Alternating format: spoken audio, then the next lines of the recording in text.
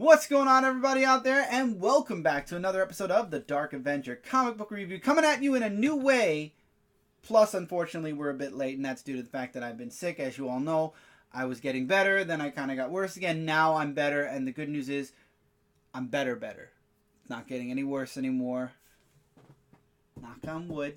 Or comic wall wood. Not getting any worse. Thank God. But, as you all know, we did meet up with Dan this past week. At Del Mar Comic Con. Also known as Del Mar Pizzeria, for really delicious pizza and a really nice conversation. We had a great time meeting up with him, having a catch-up, because usually we see Dan at conventions, and we haven't been to, well, Mike has for a day, but we haven't been to New York Comic Con like we used to, and that's where we did our meetup. Yeah, and we also, included in that, did a video of the Argo loot crate. Loot box. Yeah, that's right. Why say loot crate? I made an order for some Argo 5, and we got a nice, awesome loot box. We got Argo Comics. I made a nice order for Argo Comics, and we got a really awesome loot box. Lots of great stuff, so if you guys want to see what we got, definitely go check out the video. Check out both of them. Yes, they're up now, and we're recording this on Saturday night, which unfortunately means this is going up Sunday morning. The good and bad news is, since this is going up now, we're just about starting to read the books that came out this Wednesday. We're going to try to get them out this coming Wednesday, the next episode. We're going to try. But if we are late a day or two, the good news is there's 5 Wednesdays in this month. That's the good news. And usually on the 5th Wednesdays there's less books because it's an extra week. So usually it's like extras, it's annuals, or, Marvel still throw out books like it's a normal week. But I'm only reading a handful of Marvel, so maybe... Watch, it'll be my luck, all of my books come out. But anyway, let's hope not, and let's hope it's a light week, so we can catch up in 2 weeks, in 2 episodes. Now, we've always done these early before we do our review pre-show, or now we're calling them pre-reviews. As you all know, we're not doing the Dark Avenger comic book review live anymore, due to the fact that Dark Avenger Live is back now, so that is the live show for the Dark Avenger channel.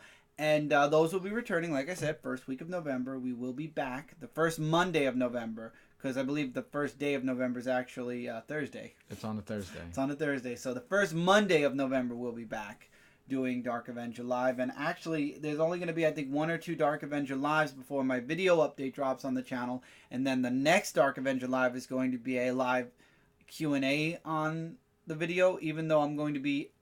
Well, we'll talk about what the Dark Avenger review is first, and then I'll explain more about that video. So let's go back now. This video is now in Premiere. I did this last week, and I kind of feel bad because a lot of people didn't know what was going on. Well, a lot of people knew what was going on, but there was an equal... I can talk. I'm going to get this out.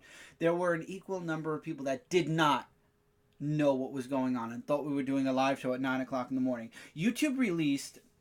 I think 2 or 3 weeks ago, a new feature called the Premiere. And what you could do is, now we usually, when we do videos like this, we schedule them to go up in the morning or at night, whatever. And that's it. They go up as videos. YouTube created this new feature called Premieres. And what you could do is, instead of just scheduling your video and it goes up, like the whole video all at once, Premieres takes your video, and whatever time you have it scheduled for, the video goes live.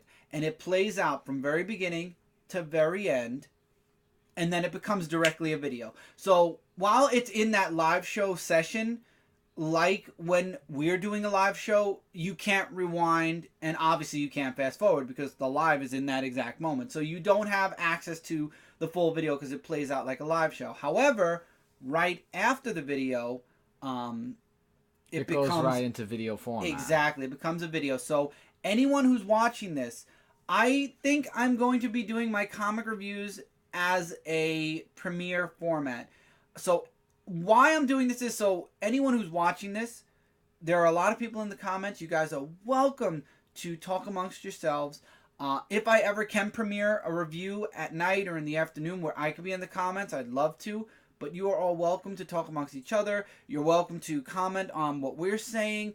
And I will rewind the video later and go through the live chat. And unfortunately, I can't reply to you in the live chat because once the live chat's gone, it's archived and then everything's in. No, don't. Can you reply to people? Not in the live chat, only in the comments. Once the live show's over, then it goes in the comments. So also, if you're leaving comments during the live show, understand they will move into the live chat.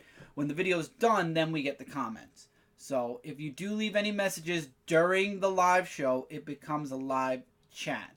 So remember, that's where they will stay. But I will check the live chat. 2 to 1, I know a few people will be on it. I know Tevio was on because he left a lot of comments in the last video. Toxic Rose was on. We had our friend Tyler who popped in for a bit. And somebody else was there. I know somebody else popped in for a little while. But there were people at least. There were people, that yes. got it. And we tried it on Brooklyn Boys too, and I think one person got upset because, they understood what it was after a while. But that's what we're going to be doing with the reviews from now on. So I'm going to give you guys a little bit of a heads up that this is playing out live, but we're not live, so we can't reply or talk with you. Premieres are a live way of doing pre-recorded videos. So while somebody could be right now in the comments while we're doing this video chatting to us, we can't see it because this is pre-recorded. We are recording this at almost 12 midnight on Saturday night. You are probably watching this, if I schedule this the way I want, you're probably watching this 9:30 a.m. Sunday. So this has been recorded way in advance. So we can't see you currently. So don't feel bad. Don't think we're ignoring comments. We're not. This is pre-recorded. I'll mention it a few other times. If we ever do a live show, like when Dark Avenger Live comes back, in the title will be in parenthesis live. This is live, but we're not live. So I just want to... Maybe we could say it's premiere live. Well, no, I don't have to. If we ever do a live show, if we ever do a review live or whatever, I'll put in parentheses live. All right. So that was a good 6-minute conversation. So premieres... Also, that's what I want to mention now. Now, the update video, now that we have premieres on our channel, I probably will be doing that as a premiere. However, that live show I will be in the chat for. So, probably, more than likely, I will be setting up the update video to go live on the afternoon or evening or whenever there's a point in time where I could be in the comments. But if I do that, I might not do the Dark Avenger Live Q&A, so I might not be in the comments. I might just upload it as a video. I'm still debating about it. Stay tuned to future comic reviews. I believe there'll be 2 or 3 more before we get to that update video. I will mention it in a future update video, how I'm going to be playing out the update for the channel, the update for everything. So with that, we're done with the pre-show now as we hit almost 8 minutes on the dot. And we are going to start off with these books that we are super late for. Michael. Yes. When were they released? The 15 books that we are going to review in this episode were released on October 17, 2018.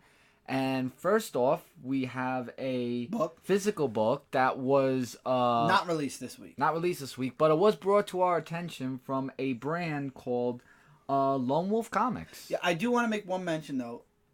Released this week. Well, let me show you this first. There was something released this week. We will talk about that once we talk about this book. Now, I have to say, I was approached, and I want to make sure I say his last name right.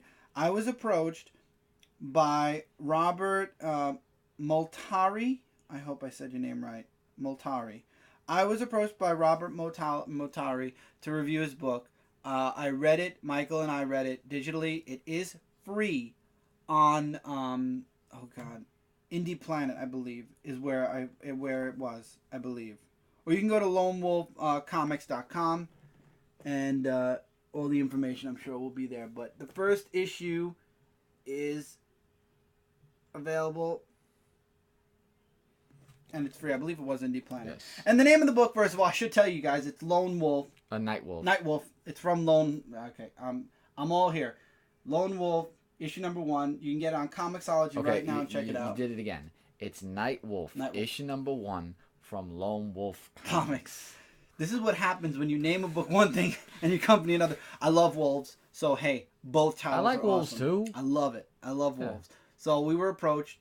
I said absolutely. We read it digitally. He sent us not only issue 1, but also issue 2, which was released this week. However, since we're reviewing issue number 1 this week, we're going to be holding issue 2 off till next week. And good news, on top of that, we'll be doing Nightwolf issue number 2. We will be doing 2 issues for Argo Comics as well. We'll be doing the next Sorority of Power and the next Argo 5. So you have 3 books to look forward to next week. However, I don't want to spoil by saying 3 awesome books, which I just did, because I want to talk about the first issue of Nightwolf. And the first thing I got to say, Michael read this too, so we both read this book, so we're both going to talk about it. And we're going to talk about it a little bit more. This is going to be a quick review. First of all, I want to just say the artwork is really spot on, amazing. And when I replied to the writer, I actually said, because you get to see the preview pages on Indie Planet. That's right, it had to be Indie Planet. I said the artwork is the first thing that jumped out at me, and I love the artwork. The artwork in this book is done, I would say it's like an anime style. Would you say it's anime style? I'm trying to find a good page. More of like an anime / like realistic almost, but like an anime. It reminds me of like an anime. I want to make sure I get it. Oh, and it's a fold around cover. Yes, it is. It's a whole full cover. I didn't know that. See? That's awesome. So the artwork was the first thing that jumped out at me. And I love art like this, and it made reading this book that much more fun. But I gotta say, the story itself is really cool. You get a little intro at the very, very beginning. Where he's being attacked by... No, I meant this part, where it's like a little... Like before the calm before the storm, where you get introduced to... It's not werewolves here. They're called Moltari, I believe. No, Monakai. Right. And Rodney, who's the main character, is, as we're told in the very beginning, he is reaching maturity, and he is a Monakai, which in this world is, I guess, a version of a werewolf, which we don't get to see yet.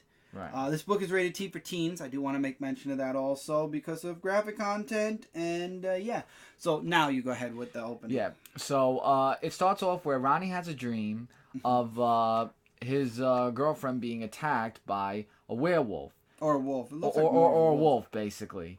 And he wakes up from this nightmare, and he's thinking, like, could this actually happen? Yeah, he's questioning. Because he's questioning it felt about it. Really, really weirdly real. Yes, and then we get introduced to these new characters. Lord Malice. Yeah, Lord Malice and Hecate, who are... Hecate, I think how you pronounce it. I don't know. Basically, yeah. And they're coming up with a different plan to...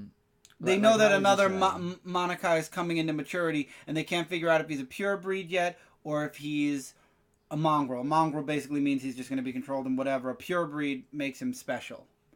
For that. And then it's basically a hangout. And then Rodney meets up with this girl that I believe she was sent by Lord Malice. Of course, because you could tell, like, saying like, oh, I know you have a girlfriend and all, but I just want to, like, why don't you show me around and everything. Yeah, she's obsessed with him. And then Jem was like, I like her sister more than I like her. No offense, but I've always been into the punk kind of. Anyway, okay, yeah. So they almost had like a fight that was going on. So I like how Lord Malice, the girlfriend, Rodney's girlfriend, is a reincarnate of his lost love or his lost from queen. A long, long time ago. That's crazy, and that's going to be interesting to see how that plays out. But things don't go well there. Then we get introduced to this character, Tartarus, who is teaming up with Lord Malice. He was sent by the Dark Lord, yeah. And it says, see future issue of Redemption. So that might play in a future part of... A future book. It's going to play off in a future book, because they're talking about, like, why didn't the... Basically, the new Styrofoam Yeah, he's busy doing something else somewhere else, and this is hinting towards another book, another story, which is cool. I like that it's got world building in this first issue. It's very good. So you know that there's a Lord somewhere else. And you know what to look forward to. Yeah, there's a Dark Lord somewhere else, and there's something else more sinister going on in the background behind all the stuff that's going on with these characters. Yeah, but going further into the issue, Rodney bumps into this girl again, and he's like saying, like, look, I'm already taken, just stay away from me. I don't like you. That. And then she's like saying, fine, then I'm going to do something. And then Tartarus kidnaps 2 girls. And almost kills one. Right, and the second one was very graphic, though. I have to admit that. It was very graphic. Very. And it looks like we might have other characters coming in. We have these 2 agents who are listening in and watching the newsfeed. And then we have the other 2 that are on an auto garage. I feel like we're going to see more of these characters and these 2 agents. Right. in future issues. I feel like this is all building into something bigger. Leading into this investigation. Rodney's like still questioning about like this whole thing of. He's like, this is all coming too like real. Something is going on. Something's weird. And what's gonna happen next? And then another girl gets attacked, and we get to see the first Monokai, which I don't know if he's a mongrel or a purebred, but either he's going to attack her or the next girl is about to go missing. Yeah, but that book was just really Yeah, you go first. You're already talking. So yeah, I just gotta say it was the artwork, like I said, was spot on, amazing, and the story where it has some build up of what you could expect to see in future issues as well as issue number 2. So I gotta say it was really an amazing issue. So I'll definitely we will actually definitely be reading issue number 2 and. Oh, absolutely! We both will be reading issue 2. This first issue, I have to say, was a huge enjoyment. I definitely, first of all, you can get the first issue for free right now on Indie Planet. You don't have to spend a dime unless you want a physical issue, which I'm glad we have a physical issue. And he signed it, by the way. I don't know if anybody saw it because the light might have glared. It was signed. Oh, I didn't even notice that. So, and thank you so much. I want to say thank you, Robert. We should put that on our. I have to get a cover for it, and it is going to go on Autograph Raw. I want to say thank you, Robert, so much for, first of all, reaching out to us. We appreciate, and we always like helping out fellow writers. And book was awesome. Can't wait to read issue 2. Definitely go check it out. Issue 1, like I said, you can get it off Indie Planet digitally for free. And issue 2 has just dropped as well. So if you like issue number 1 as much as we did, you can definitely go out and check out issue number 2. We will be reviewing issue number 2 next week. Or in the next episode. Which is next week, technically. Yeah. So right. Thank you, Robert, so much for reaching out to us. We hope that you liked our review, and we look forward to doing more. And Dan, next week, we'll be covering Sorority and Argo 5, along with Rob's Nightwolf, issue number 2. See, I got it finally. I didn't say Lone Wolf. And like I said, Lone Wolf Comics, if you want to check out the website. So we're going to have a lot of fun next week when we talk about Argo Comics and Lone Wolf Comics. Yeah, so Wolves and Argo Comics. I mean, 2 for the price of 1. You're going to get a real treat next week. But now, we're going to go on with our digital books and the books that did come out this week. Or October 17th. That's right. We're late. Yeah. I forget this. So let's start off with Ghostbusters Crossover issue number 7. So this one is getting very involved, I should say, in the Ghostbusters issue. And I just want to make some points to it.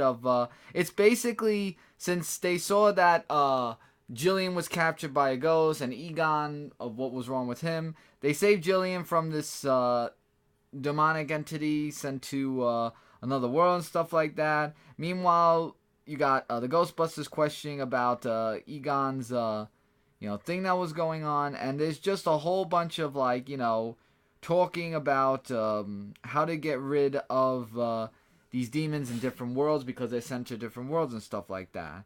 And then you got the portal that actually plays a huge, huge role in this comic issue, and who they meet in the next issue of what was the name? I want to get this name right. Well, whatever it is, it's big with 6 serpent snakes. Are you talking about Medusa? Maybe it is Medusa. Probably something.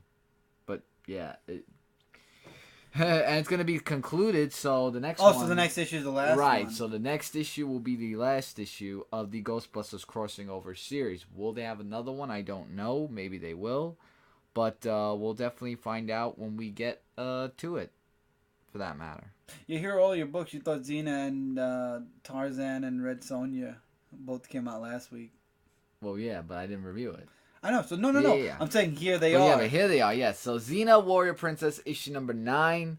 More of the story of I like the Xena and Gabby adventures that they have because it's like Xena has a sidekick and all that, and what Gabby doesn't get into. Just gotta say that. So they're still heading off to go to Rome, and they meet up with this new character from a village, and they try to and they're like kids, basically. And these kids are celebrating a festival dedicated to Xena. It's actually Xena Day. And she's saying, what? They're all dressed like me, and even Gabby as well. And we meet up with this guy. I can't remember what his name is, but... he's played by Bruce... he was played by... not Bruce Campbell, right? Yes, Bruce Campbell. It was Bruce Campbell, yeah. And he basically talks about, all right, it was all me, that I made Xena Day because, it's a whole celebration for you and stuff. And he discusses why, and if you want to find out more, you could definitely read the comic book. But things get a little bit haywire during Xena Day because one, it looks like Gabby brings Gabby back to her place, and things turn out not so good. So, yeah, just... The one person that does look like Gabby did tell the guy about more things about making Xena Day. And making it bet, Xena might think it's like Gabby, except that there's freckles on the face. So that's the only difference between Gabby and the girl. Forgot what her name was. But definitely check that out. It was a really good issue. Teenage Mutant Ninja Turtles, issue number 87. The Turtles and the Mutanimals are now on Burnow Island. You've got Bishop fighting the Triceratons and the Utroms. You got the Turtles sneaking in with the Mutanimals to save Slash, and then of course stop Agent Bishop and his team. And there's a lot of background stuff going on with Bishop and the Turtles, and you have Krang's father who's back, and he wants to lead. And you see that the Utroms and the Triceratons are going to probably go back to... There's going to be an issue with them in future arcs for sure, because now that the general is back, he's obviously going to be fighting for command again, and he doesn't like peace, and this was a whole ordeal that started, and why they were glad that they put him away. However, the Turtles are fighting Bishop, and they see that things are not working out the way they planned, and now, what do they do when Bishop... Oh, there's also a flashback with Bishop when he was... or maybe his father, where the father's an agent, just like Bishop was, and the son is dying. And the wife is actually like, why are you even here? Why does it matter to you? You're never around. You're always busy working in your Area 51 or whatever. Just leave me alone and let me grieve. And we find out that he takes Bishop, and I think this is where we're going to get Bishop's... cybernetic origin kind of deal. So we're getting a little bit of his backstory here as well. So it's cool. So we have this and the backstory going on. Really good stuff. Had to try this. Ever since I saw the title, I knew I had to try it. Exorsisters, issue number 1 from Image Comics, and I definitely say you should check this out. I enjoyed this first issue. So you have these two sisters, or so we're led to believe at the beginning of the book, who are like detectives. They're like exorcists, except they're detectives for the supernatural. And when this husband goes missing or is taken and dragged down to hell, the wife hires them to find him and bring him back. And lo and behold, long story short, the husband really wasn't dragged to hell. And we find out what exactly happened. And it's kind of a twist. And then in the end, we also find out that the mother shows up, and one of the older sisters like, I like this rock and roll chick in this story. You're going to find something out about her in a second. And the younger sister, or the other sister's like, my sister doesn't want to see you anymore, get lost. And she's like, she's not your sister, you're her soul. So basically this woman separated her soul from her body to have two of them. So she is her soul, basically. Oh. And she's like, we have a world of problems going on right now, and we need to talk. And that's where the book ends. So I'm looking forward to the next issue, definitely. Love the artwork. Story is definitely very, very compelling, just like I thought it would be from the title and from what the previews we've got to see from the book. I normally don't check out previews, but when it comes to Image releases so many number ones that I kind of break my own rule of checking out previews before determining if I'm going to read a book, and Exorsisters definitely lived up to their hype. Check out Exorsisters. One of my favorites, at least. Yeah, we got 2 Red Sonja books. First one is Red Sonja herself, issue number 22. And in the Red Sonja of this story, she's, on her own going... And I could just sum this up in like 2 sentences. It's basically her talking with Zerkat, and Zerkat is like this animal who lives in the forest, and she actually... talks to him about a traveler that he met of Sir Max and stuff. And then, they meet up with each other, and then she has a fight with him, or maybe with someone else that looked like him, but he's just like saying, that, I am a fighter, and, and I do what I want, because basically he wants to just stop her because it's just like saying like it's not his purpose anymore of like doing things and stuff like that, and he thinks that she doomed the town, so he's basically just attacking her and while she's throwing insults at him and everything, and he's just getting mad and mad as the fight still goes on. But with that, they just make ways, and that's the end. So it was just like a one issue of just both those characters, which it was more focused on. So a good book. I thought the last issue of Red Sonja was the end because of the probably just the end of the arc. Maybe the end of the arc, yeah. And the other Red Sonja of I'm not sure if this was a conclusion. I think it was of Red Sonja Tarzan, issue number 5. So in this one, Tarzan wants to stop. I can't believe I always forget his name. Dull, from attacking the animals and stuff like that. So both Red Sonja and Tarzan tried to stop him. Well, Red Sonja is being captive by Dull, who says like either you surrender now or she dies. And basically with that, Tarzan summons the animals to help him out, and Red Sonja, of course, she gets back on her feet. And I like the team up that both Tarzan and Red Sonja have because they're almost the same in some sort of ways. And they want to just put this monster to rest and all that. And I guess it is to be continued because I'm not getting into any pages. So, yeah. So I guess it's to be continued in the next issue, but I have to say though, it was a good issue. Like I said, I like the team up that both of them have. No, it's still continued. Yeah, the next one is the finale. Okay, so you were wrong. There was one more.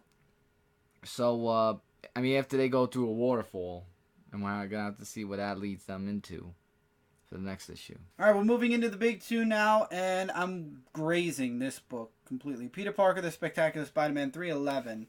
Is going to be connected to Spider-Geddon, along with Spider-Gwen Ghost Spider. There's 2 miniseries. I'm telling you all now, the only books I'm getting physically are the main Spider-Geddon books, and obviously Amazing Spider-Man. I did get Ghost Spider, Spider-Gwen Ghost Spider, because it's the first issue, and I like the variant covers more than the regular one, except I noticed I got 2, but I have one on the wall, and the other I'll put away, or I'll give it to Michael. I didn't get the main covers. Oh, well. Main cover was cool. But anyway, we're talking about Peter Parker. Peter Parker gets attacked. Morlun. As we all know, the Inheritors are back. Morlun goes and attacks Pete. And that's what the whole book's about. Him fighting Pete.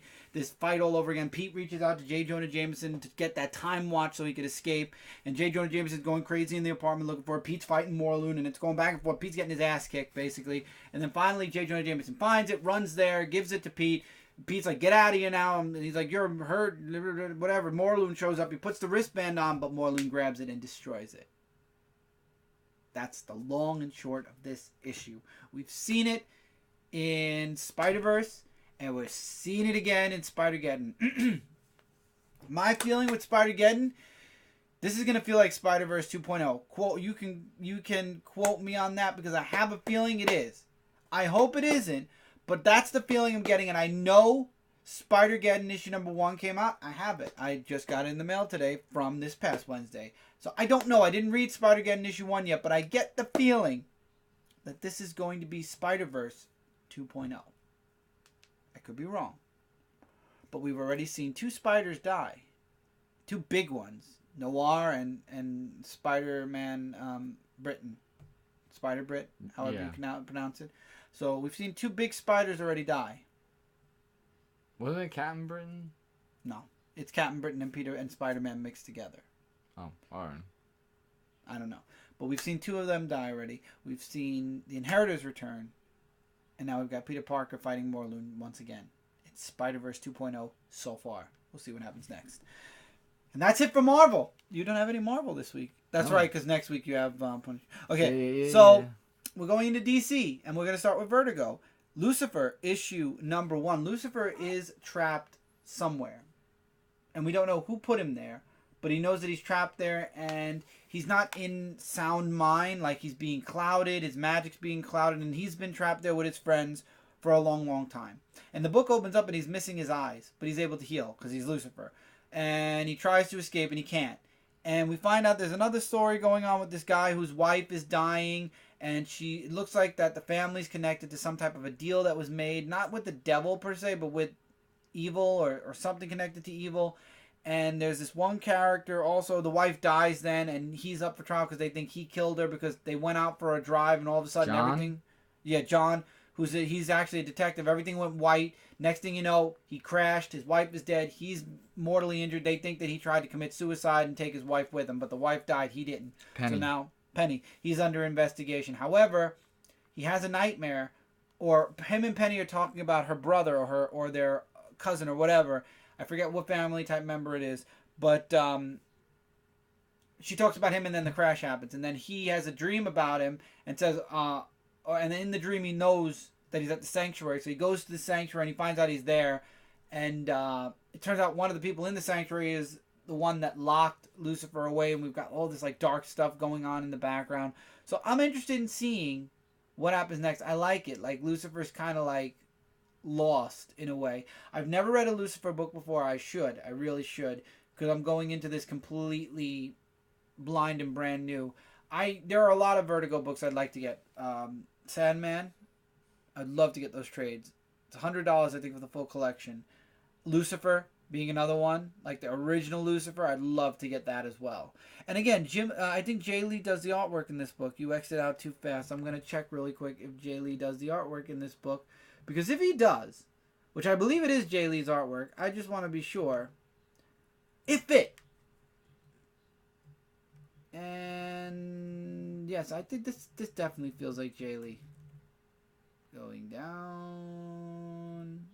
No. It's Max Fiumara. Max Fiumara? Okay. I felt like it was a Jay Lee-esque type book. I guess I was wrong. The cover is definitely Jay Lee, though, I think. There's the credits. And no, I was wrong again. Wow. I'm batting for Jay Lee for the first time, and I struck out. I apologize, everyone. I struck out. It was not Jay Lee who did Lucifer, but the book was done excellent. I'm looking forward to the next issue. Now we go into DC Digital First. The Death of Superman. Chapter 12 of Part 1. And it's Batman's time to tell a story, and it's about the time Superman trusted him with kryptonite. And it turns out Lex Luthor set this big incident up so he could play the superhero. He has his kryptonite. Well, he has his suit, which has kryptonite on it, to make Superman fail on purpose so he could show up and save the day and prove he's better than Superman. And Superman knows this, and he shoots he is about to use his heat vision to kill Lex, but instead he shoots it, releases the kryptonite. He's like, "Oh, I feel better now. I know you did this on purpose, and hundreds of people could have gotten hurt because of this." And he gives Batman the kryptonite because he's like, "I was this close. I was this close to using it. That's too close." So I like how he's like, "That can't happen. And if it does, and if it ever does, here's a way to stop me." So he basically gives Batman a means to stop him. And then, the very end of the issue, we get to see the first appearance of Cyborg Superman in the Digital First books. So will it be moving into the... Well, we are kind of in funeral-esque mode. Is this the end? Are we getting close to the end? Are we going to be leading into the reign soon? I'm very curious to find out. Alright, Teen Titans issue number 23. This is where, on last issue, we find out that Roundhouse is alive. But how did she survive? Well, basically, she just said, like, she was, up in space, and then there was some way that she got out with the, volcanic rocks and stuff like that. So basically, it's just Flash just, trying to, find out more about that. Then there's this big scene that goes on where Gordon got shot, but not the real Commissioner Gordon. It was actually somebody else that was in the mind of Gordon. That's one of the Teen Titan members. I can't see what it was. But basically, she finds out more information of what they should. This lady that they're following around, she's up to no good. So they try to follow her as a target. And as they go after her, they actually bump into... what's her name? Basically, I can't remember names for the life of me. I don't know what's going on here. But basically, it's part of the whole Dejin thing. Let's just put it that way. And she gets away, and then they try to find out where she might strike next. And apparently, somebody struck her, and it just says boom, where the whole building goes boom. And the next issue. And boom goes the dynamite. Yeah, so it's going to be a life or death for Teen Titans, and we all know they got out. I mean, come on, you can't... They're not dead. It's very predictable that they got out somehow. Maybe Roundhouse did something, I don't know. I'm throwing this in there. I know that Aquaman's been crossing over with Suicide Squad, and apparently this is part of the road to Drowned Earth as well. Didn't review a dang thing of that, but here we are with Aquaman, issue number 41. Aquaman is a prisoner, and this is what happened during that crossover. These waters start to rise, and it has this chemical in it that's turning people in Atlantis into these monsters. So they have to avoid touching the water, or else they become these monsters, and the water starts to rise, and Atlantis starts to sink. Well, the water starts to overpower. Anyway, Atlantis starts to sink. So the book majority is Mira trying to protect Atlantis. Batman reaches out and says, I've noticed the water's been rising, yada, yada. We've been having issues, because people are turning into these monsters now. Atlantis is in trouble. Mira loses control of her powers because her powers are blocking Atlantis. Atlantis gets sunk. Everyone gets turned except for Mira, and now Mira has to escape. And who does she go to for help? Ocean Master. Oh. To be continued in Justice League. So now the crossover with Justice League starts. I'm kind of upset that that DC went the route of crossing it over with Suicide Squad first. So that's really where the beginning of the story happened with Aquaman and Suicide Squad. And then now they're crossing over with Justice League. I feel like that's crossing over.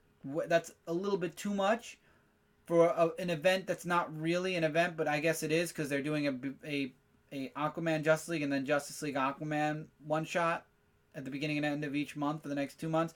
But at the same time, I really don't feel like they really, if they were going to involve the Justice League, they should have involved the Justice League from the beginning of the arc somehow, and they didn't.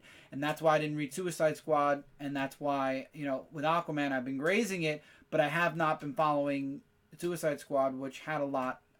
I don't know if it had a lot to do with what happened with Drowned Earth, but I was led to believe it started here, and it didn't. But Aquaman's a prisoner. Mira goes to Ocean Master because Atlantis is lost and the world is next. Batman is reaching out, to try to get help because the world itself is now drowning as well. Where are we going to go? We'll find out in the next 2 months with the road coming in this month and next month, and then the drown or the actual event, which will be in December, which will conclude in December.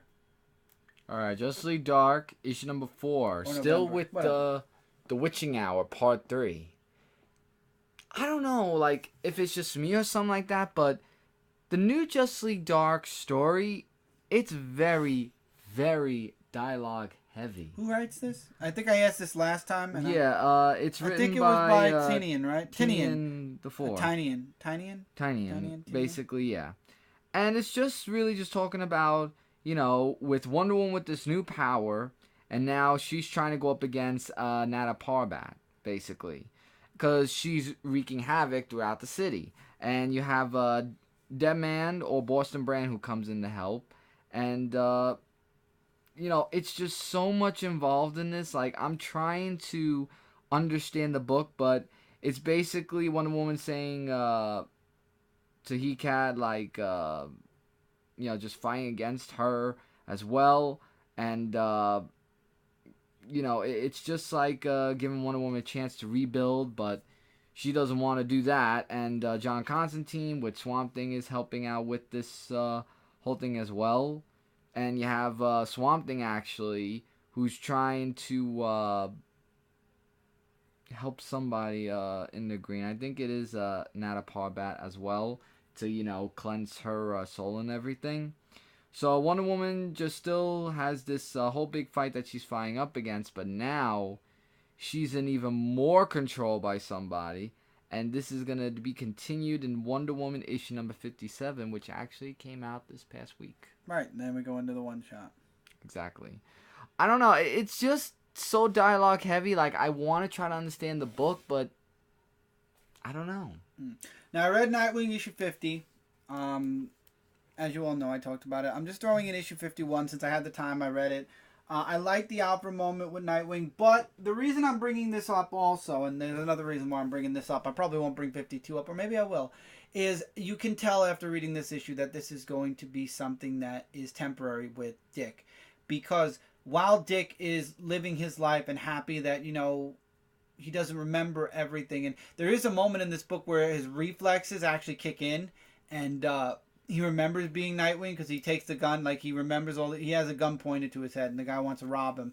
And he gets all these flashbacks of how he's disarmed people before as Robin and Nightwing, and reflexes kick in and he takes the gun out of the guy, knocks the gun out of the guy's hand and knocks the guy out. But somewhere else, a detective finds Nightwing's old cave and his costumes. In the beginning of the issue he finds it and then he walks away. At the end of the issue he shows up, he comes back again, steals Nightwing's latest, his actual costume from the books, currently the blue costume, and says he believes that Nightwing quit, which technically Dick did, but it's not because he quit on his choice. He quit because he got amnesia and he was shot in the head. Beside the point, he's like, we need Nightwing. So if he isn't going to be, whoever Nightwing was isn't going to be Nightwing, I am. So he's in the Nightwing costume. He looks just like Dick almost, except now he's carrying a gun. So Nightwing's going to have a gun. Dick better remember who he is fast, because this guy is going to tarnish Nightwing's reputation. Or maybe Dick will come back and be in a different costume. We might be seeing a possibility for a new costume for Nightwing, so he doesn't get associated with his older costume. I don't know. I'm just throwing guesses to the wind at this moment. But looks interesting, and now I'm interested in Nightwing again. So we might be seeing Nightwing with issue 52. Lastly, Batman issue number 57. There's no dialogue in here. Well, there is dialogue, but between Batman and KG Beast, none. It is just one big slugfest. Now, the dialogue in this book comes in the form of this weird bedtime story that is disgusting. What? It's about this pig and wolf and all these other animals that fall down a hole. They can't get out, and there's no food, so they start to basically eat each other. And the last two are the fox and the pig, and that part of the book was disgusting. I understand it was there for symbolism. Oh my god! It was there for. It was graphic. I will say it was graphic. It was there for symbolism. It was there for symbolism between the fight between Batman and KG Beast, but it was disgusting. That is a part of the book that I wish to cleanse. End. Yeah, I wish to cleanse my mind of that disgusting garbage. Yeah, I'm going to do that right now as I put this away. You know, I don't. Once this review's over, I never want to think about that disgusting. Neither do story. I. But apparently, Bruce wanted his dad to read it to him as a kid, and KG Beast's father read it to him as a child as well. That's the connection for the two of them, at least. I don't know why Bruce, as a young child who was in that place where he wasn't destroyed by his parents' death, would want to read that. Maybe he had a thing for horror.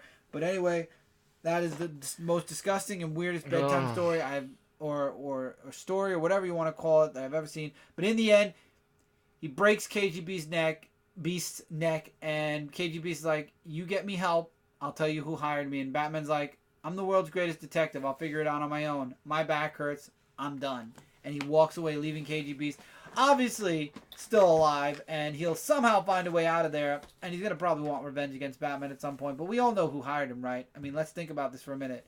Who said he was going to break Batman? Bane. I mean, it was telegraphed in issue number 50, so obviously Bane is the one that hired KG Beast to shoot Nightwing. And when Batman finds this out, I tell you, I feel bad for Bane, because I don't care how much venom he's going to be pumping through those veins. Batman is going to wreck him. And with that, that is the end of this review. We tried to be quick. Still 45 minutes. Again, I want to remind all of you, this is in premiere mode, so you've been watching all of this live. However, we are not physically live. We are pre-recording this video. So anyone who's here live with us, I don't know who's with us in the comments, thank you for tuning in live. If you're watching this as a video, thank you for watching it as a video.